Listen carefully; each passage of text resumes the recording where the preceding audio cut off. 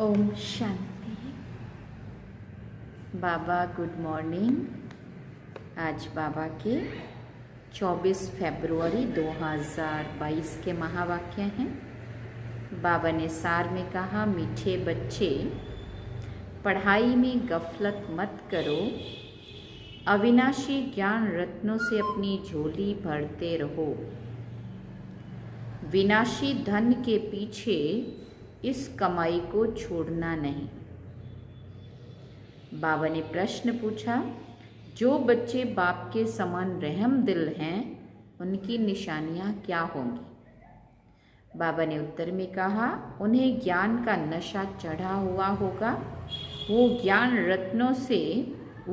रत्नों को स्वयं में धारण कर दूसरों को ज्ञान का इंजेक्शन लगाते रहेंगे, सबको आसुरी मत से छुड़ाते रहेंगे। जो बाबा सुनाते हैं उसे नोट करेंगे और सवेरे सवेरे उठकर उस पर गौर करेंगे माना चिंतन करेंगे, सोचेंगे उसके बारे में, विचार सागर मंथन कर सदा हर्षित रहेंगे। और गीत सुना, हमारे तीर्थ न्यारे हैं। न्यारे हैं ना अपने तीर्थ। बाबा कहते जितने भी बाबा के घर है वो सब क्या हैं? हमारे तीर्थ स्थान है। ओम शांति। शिव की जयंती कब होती है व परमपिता परमात्मा शिव कब अवतरित होते हैं, ये भारतवासी नहीं जानते। देखो, आज बाबा की मुरली में बाबा शिव जयंती को याद कर रहे हैं और शिव जयंती हम सब की शुरू हो चुकी है, झंडे लहराना शुरू हो गए हैं और शिवरात्रि बहुत नज़दीक, 1 मार्च को शिवरात्रि का हम सब का बड़ा त्यौहार मनाएंगे, है ना। तो बाबा कहते शिव जयंती कब होती है, वह परम पिता परमात्मा कब अवतरित होते हैं, ये भारतवासी नहीं जानते हैं। तुम बच्चे भी नंबरवार पुरुषार्थ अनुसार जानते हो कि कब अवतार लेते हैं, कि शिव कभी अवतार लेते हैं। गाते हैं रात्रि को अवतार लिया, परंतु कौन सी रात्रि? क्या ये जो कॉमन रात दिन होते हैं, या वो रात्रि या फिर कोई और रात्रि है? इसको भारतवासी नहीं जानते। शिव के बदले उन्होंने फिर श्री कृष्ण का जन्म रात्रि 12 बजे को रख दिया है। दिखाते हैं ना, 12 बजे रात को अष्टमी के दिन मटकी फोड़ते हैं, कृष्ण जन्माष्टमी मनाते हैं, है ना। तो उन्होंने, क्योंकि गीता का भगवान इन्होंने श्री कृष्ण को कह दिया, और रात्रि भी जो शिव की रात्रि अज्ञानता के अंधकार में कलयुग रूपी रात में बाबा आया, तो इसकी यादगार शिवरात्रि मनाई। उन्होंने फिर शिव की बजाय श्री कृष्ण की रात्रि रात 12 बजे जन्म दिखा दिया। बाबा कहते शिव को मानते हैं, परंतु वो जन्म कब लेते हैं ये नहीं जानते हैं। शिव के अवतरण का दिन सबके लिए सबसे बड़ा दिन है, क्योंकि वो सर्व के सद्गति दाता है। जब सबके ऊपर भीड़ पड़ती है, दुख होता है, तब चिल्लाते हैं, ओ पतित पावन आओ, ओ गॉड फादर रहम करो। पोप भी कहते हैं, हे गॉड फादर इन मनुष्यों के ऊपर रहम करो, ये एक दो को मारने के लिए तैयार हो गए हैं। देखा है ना, अभी रशिया अमेरिका सब कैसे तैयार हैं, सारे शुरू भी हो गए हैं। कोई की सुनते भी नहीं हैं, उन्हों को ईश्वर मत दे। कौन कह रहा है? पोप कह रहे हैं, उनके लिए प्रार्थना करें, हे ईश्वर इनको सद्बुद्धि दे, इनको मति दे। कोई घर में बिगड़ते हैं तो कहते हैं ना, ईश्वर इनको अच्छी मत दो, क्योंकि आसुरी मत पर चल रहे हैं। अब भगवान है कौन ये नहीं मानते हैं, ये नहीं जानते हैं। कह देते हैं भगवान निराकार है, सर्वव्यापी है, फिर तो कोई बात ही नहीं ठहरती। तुम बच्चे जानते हो बाबा कैसे साधारण ब्रह्मा के तन में अवतार लेते हैं। ब्रह्मा कहाँ पैदा हुआ ये भारतवासी नहीं जानते हैं। दादा का चित्र देखकर भी मूंझते हैं, समझते हैं ब्रह्मा ने विष्णु की नाभि से जन्म लिया है। ऐसे दिखाते हैं ना, अभी नाभि से जन्म तो किसी का हो नहीं सकता। विष्णु कहाँ का रहने वाला है, किसी की बायोग्राफी को जानते ही नहीं है। क्या ब्रह्मा द्वारा विष्णु ने सभी वेद शास्त्रों का सार सुनाया? ब्रह्मा को हाथ में वेद दे दिए हैं, ये भी हो नहीं सकता। बाप कहते हैं एक तो बच्चों को देही अभिमानी होकर यहाँ बैठना है। हम आत्मा परमपिता परमात्मा से इन कानों द्वारा सुन रहे हैं, परंतु बच्चे घड़ी घड़ी भूल जाते हैं। हम आत्माओं के साथ परमपिता परमात्मा वार्तालाप कर रहे हैं, जो सबका सद्गति दाता ज्ञान का सागर है, वो बैठ बच्चों को पढ़ाते हैं। ये सिवाय तुम्हारे किसी की बुद्धि में बैठता ही नहीं है, इसलिए इतना रिगार्ड नहीं रखते हैं। अगर निश्चय है कि भगवान पढ़ाते हैं तो ये पढ़ाई 1 सेकंड भी छोड़ नहीं सकते। अगर फिर बाबा ने कहा ये पढ़ाई आधा पौना घंटा चलती है। बाप कहते हैं सिर्फ मुझे याद करो, एक बात कभी नहीं भूलो, बाकी तो है विस्तार। बाबा समझाते हैं ये जो वेद शास्त्र पढ़ना, दान पुण्य करना, ये जो भी करते आए हो, ये भी क्या है, ड्रामा बना हुआ है। बाबा ने कहा आधा समय ज्ञान और आधा समय भक्ति। ब्रह्मा का दिन, ब्रह्मा की रात, ये कॉमन रात दिन तो जानवर भी जानते हैं, परंतु ये ब्रह्मा का दिन और रात तो बड़े से बड़े विद्वान भी नहीं जानते। तुम बच्चों को गृहस्थ व्यवहार में रहते, धंधा आदि करते पढ़ना भी जरूर है, इसमें गफलत नहीं करनी चाहिए।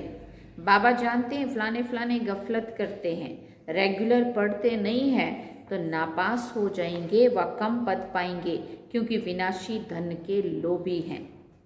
अविनाशी ज्ञान रत्नों का कदर नहीं है, ये तो तुम बच्चे जानते हो। साथ में ये अविनाशी ज्ञान रत्न ही चलेंगे। जिन्होंने बहुत पैसे इकट्ठे किए हैं उन्हों के पिछाड़ी गवर्नमेंट पड़ी हुई है। जैसे मनुष्य का मौत आता है तो पीले हो जाते हैं, वैसे गवर्नमेंट के ऑफिसर्स लेने के लिए आते हैं तो पीले हो जाते हैं, माना चेहरे ही पीले पड़ जाते हैं भय के कारण, है ना, जैसे रेड पड़ती है। देखो दुनिया की हालत क्या है। हम समझाते हैं बच्चे बहुत थोड़ा समय है, इस मृत्यु लोक को नरक कहा जाता है। कहते भी हैं हम पतित हैं, फिर भी अपनी मत पर चलते रहते। कॉन्फ्रेंस करते हैं कि शांति कैसे हो, धर्म वाले आपस में ना लड़े। एक क्रिश्चियन धर्म वाले ही अपने धर्म वालों से लड़ रहे हैं। अब उन्हों को मनुष्य कैसे शांत कर सकते हैं, बिल्कुल ही निधन के हैं। ऋषि मुनि भी कहते थे हम रचयिता और रचना के आदि मध्यांत को नहीं जानते। नेति कहा नहीं साधु सन्यासियों ने। बाप कहते हैं तुम अपने धनी को नहीं जानते हो, मालिक को मानते हो तो जानना भी चाहिए ना। भक्ति में क्या होता है, सिर्फ मानते अंधश्रद्धा से, जानते नहीं, उसके बारे में समझ नहीं है। बाबा कहते मानते हो तो जानना भी चाहिए ना। भगवान ईश्वर गॉड ये सब भिन्न भिन्न नाम रखते हैं, वास्तव में है तो फादर है ना, हमारा रचयिता है, हम उनके बच्चे ठहरे, माँ बाप और बच्चे। हम तो जैसे ईश्वरीय फैमिली ठहरे। माता पिता से तो ज़रूर वर्षा मिलना चाहिए। हम परमपिता परमात्मा की फैमिली हैं। बाप को सर्वव्यापी कह दें तो फैमिली हो ना सके। मालिक रचता की हम फैमिली हैं। आज से 5000 वर्ष पहले भी क्या हुआ था, बरोबर बाप ने वर्षा दिया था। ना सिर्फ हमको परंतु सबको देते हैं। हमको जीवन मुक्ति देते, बाकी सभी को मुक्ति देते हैं। हम सभी पुरुषार्थ करते तो सतयुग में जाते हैं, जिसको जीवन मुक्ति कहा। सुख भी और शांति भी, आनंद भी, प्रेम भी, खुशी भी, सब कुछ जहाँ है। और जो मुक्ति मांगते हैं उनको बाबा फिर परम धाम का रास्ता दिखा देते हैं, ले जाते हैं और वहाँ बिठा देते हैं शांति में। तो जिनको शांति चाहिए उनको परम धाम में बिठा दिया, जिनको सुख शांति दोनों चाहिए, सब कुछ चाहिए, उनको फिर पुरुषार्थ करना होगा सतयुग में चलने के लिए, है ना। तो बाबा कहते हमको जीवन मुक्ति देते, बाकी सबको मुक्ति देते। हम कितना सहज है, ये भी खुशी का पारा चढ़ना चाहिए। परंतु अहो मम माया, यहाँ से बाहर जाते हैं तो माया भुला देती है। बाप को ही भूल जाते। अभी तुम बाप के बने हो, तुम ही जानते हो शिव बाबा ने भी ब्रह्मा द्वारा हमको एडॉप्ट किया है। ऐसे नहीं कि ब्रह्मा विष्णु की नाभि से निकला। ये चित्र रखना चाहिए, गांधी की नाभि से नेहरू, परंतु विष्णु की नाभि से इतना बड़ा ब्रह्मा कैसे निकलेगा। फिर ब्रह्मा बैठ नॉलेज सुनाते हैं वेदों की, सो भी कहाँ, क्या सूक्ष्म वतन में, कुछ भी बुद्धि में बैठता नहीं है। जिनको बाप से वर्षा लेना है वो तो ये सब बातें समझते हैं, बाकी सब कह देते हैं कल्पना है। अब बच्चे तो मानते हैं बरोबर बाबा सत्य सुनाते हैं, और तुम ब्राह्मणों को फिर जाकर के सबको सच्ची गीता सुनानी है। सब एक जैसा नहीं समझा सकते हैं, वो तो नंबरवार राजधानी बन रही है, सब एक जैसा पढ़ ना सके। धारणा कर फिर उस पर विचार सागर मंथन करना है। सुना, नोट किया, फिर बैठकर ख्याल करना चाहिए। पहले सुना, उसको नोट किया और फिर दोबारा रिवाइज करके बैठ के उसके बारे में सोचना चाहिए, विचार करना चाहिए। आज बाबा ने क्या सुनाया, सवेरे सवेरे गौर करना चाहिए, इस बात का चिंतन करना चाहिए। तुमको सब पर तरस पड़ना चाहिए। बाबा का फरमान है अपनी रचना स्त्री बच्चों को भी समझाओ। पुरुष रचता है अपने सुख के लिए, पुरुष रचना रचते हैं अपने सुख के लिए। ये बेहद का बाप खुद सुख नहीं भोगते। कहते हैं बच्चों के लिए सारी मेहनत करता हूँ, तो जब धारणा हो तब नशा चढ़े, फिर किसी को इंजेक्शन लगा सके। बाबा मिसल रहम दिल बनना है, आसुरी मत से सबको छुड़ाना है। कितनी भारी दुश्मनी है राम और रावण की, ये है रावण राज और वो है राम राज। मनुष्य तो कुछ नहीं जानते कि पावन कौन बनाते हैं और पतित कौन बनाते हैं। बाप कितना अच्छी रीति समझाते हैं, समझाने के लिए ये चित्र बनाए हैं। वर्ल्ड की हिस्ट्री ज्योग्राफी बाप ही समझाते हैं। इन चित्रों में बहुत अच्छा लिखा हुआ है। अब तुम बच्चे जानते हो निराकार गॉडफादर सारे वर्ल्ड की रिलीजो पॉलिटिकल हिस्ट्री ज्योग्राफी बैठकर समझाते हैं। सुनते बहुत हैं परंतु समझते कुछ भी नहीं। वास्तव में ये चित्र अंधों के आगे आईना है, क्योंकि ये समझ के तो जैसे आंखें ही खुल गई ऐसा लगता है ना जब ये बातें समझ में आती है। झाड़ और ड्रामा तो बहुत क्लियर है, ये बाप ने समझाकर बनवाए हैं। इस समय सब अज्ञान नींद में सोए हैं। तुम बच्चे रूहानी यात्रा पर ले जाते हैं। रूहानी राही बनाने के लिए कितना ज्ञान देना पड़े।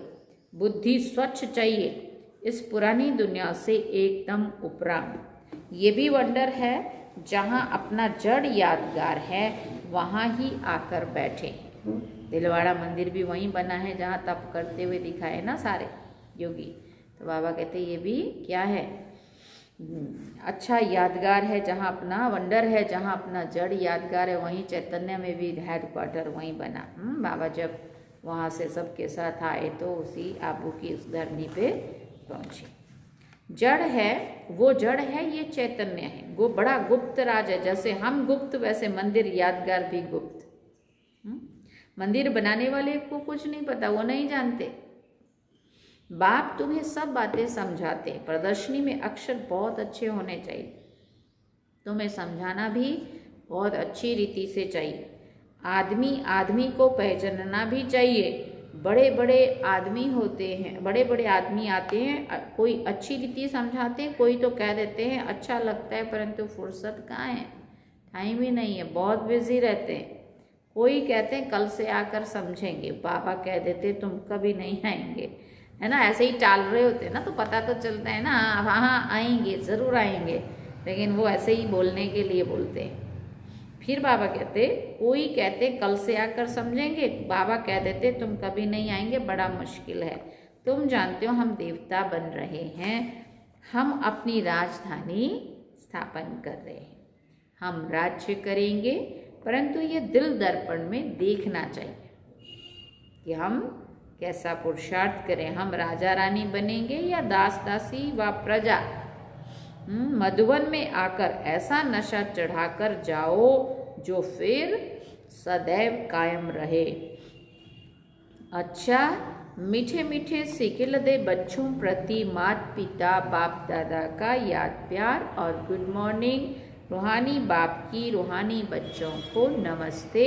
हम रूहानी बच्चों की रूहानी माता पिता बाप दादा को दिल व जान सिख व प्रेम से याद प्यार, गुड मॉर्निंग, नमस्ते, थैंक यू बाबा, शुक्रिया बाबा। अब धारणा के लिए मुख्य सार है। पहला पॉइंट, इस पुरानी दुनिया से उपराम रहना है। स्वच्छ बुद्धि बन ज्ञान धारण करके फिर दूसरों को धारणा करानी है। विचार सागर मंथन करना है। दूसरा पॉइंट, बाप समान रहम दिल बन सबको आसुरी मत से छुड़ाना है। वरदान है, परिवर्तन शक्ति द्वारा बीती को बिंदी लगाने वाले निर्मल और निर्माण भव। परिवर्तन शक्ति द्वारा बीती को बिंदी लगाने वाले निर्मल और निर्माण भव। परिवर्तन शक्ति द्वारा पहले अपने स्वरूप को परिवर्तन करो। मैं शरीर नहीं आत्मा हूँ। फिर स्वभाव का परिवर्तन करो। पुराना स्वभाव ही पुरुषार्थी जीवन में धोखा देता है, तो पुराने स्वभाव अर्थात नेचर का परिवर्तन करो। फिर है संकल्पों का परिवर्तन। व्यर्थ संकल्पों को समर्थ में परिवर्तन कर दो। इस प्रकार परिवर्तन शक्ति द्वारा हर बीती को बिंदी लगा दो तो निर्मल और निर्माण स्वतः ही बन जाएंगे। स्लोगन में बाबा ने कहा, मस्तक पर स्मृति का तिलक सदा चमकता रहे। हाँ, मस्तक पर स्मृति का तिलक सदा चमकता रहे, यही सच्चे सुहाग की निशानी है। तो क्या होना चाहिए? सदा यहाँ पे मस्तक पर मणि चमक रही है ना। अच्छा, ओम शांति। फिर दादियों की पुरानी डायरी से कुछ चुने हुए अनमोल रत्न, दादियाँ डायरी में लिखती थी, बात बहुत लिखते थे, तो उन डायरियों से जो मिले हैं ना, तो वो उन्होंने कलेक्ट करके कुछ लिख के भेजा है। दादियों की बातें नोट की हुई डायरी में, दादियों की पुरानी डायरी से कुछ चुने हुए अनमोल रत्न। बाबा कह रहे हैं, मनुष्य की वैल्यू शुद्ध बुद्धि और अशुद्ध बुद्धि पर होती है। जैसे सर्वोत्तम देवी देवता घराने की बुद्धि सर्वोत्तम वैल्यूबल है, ऐसे मध्यम घराने की मध्यम वैल्यू है। इसी प्रकार से कनिष्ठ घराने की बुद्धि भी की वैल्यू भी कनिष्ठ ही है। ये तीन संप्रदाय हैं, इन तीनों का मतदार सारा बुद्धि पर है।